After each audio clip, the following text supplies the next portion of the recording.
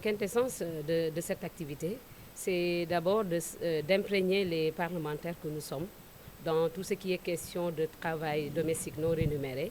Et je pense que c'est important.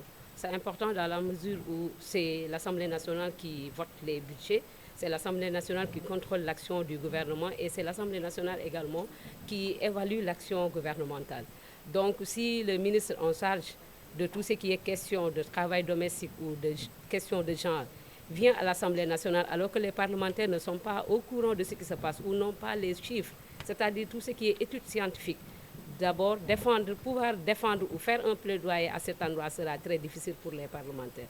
Raison pour laquelle nous magnifions, mais également nous félicitons et remercions le ministère de la Famille et des Solidarités, mais également tous ses partenaires pour l'organisation de cet important atelier. Le travail domestique non rémunéré, c'est tout ce qui est effort consenti au niveau de la maison et qui n'est pas comptabilisé au niveau national et qui n'est pas aussi pris en compte dans l'économie nationale, c'est-à-dire dans le calcul même du PIB, c'est-à-dire le produit intérieur brut. Pour le moment, je ne peux pas avancer sur les statistiques, mais tout ce que je peux savoir, c'est que la femme consacre plus de 21% pour ce travail-là, alors que les hommes consacrent 8%, juste 8% pour ce travail. Vous avez vu l'écart. Et que les femmes sont des professionnels des fois.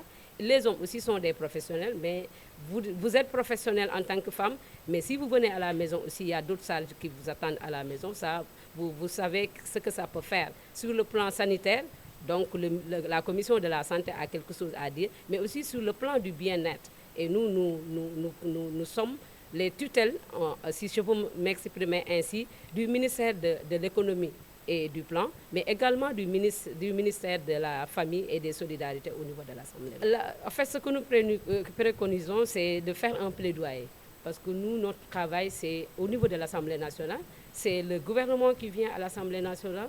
S'il nous trouve là-bas, si on a toutes les informations qui concernent cette problématique-là, on pourra faire un travail, un plaidoyer, mais un excellent plaidoyer, parce qu'on aura toutes les informations à notre disposition et ça va permettre aussi au ministre de comprendre réellement ce plaidoyer-là et de mettre en œuvre cette problématique. Je pense que ça aussi, c'est une autre question, mais comme ce n'est pas l'objectif de ce travail, de cet atelier, je pense qu'on va référer cette question-là une autre fois, Inch'Allah.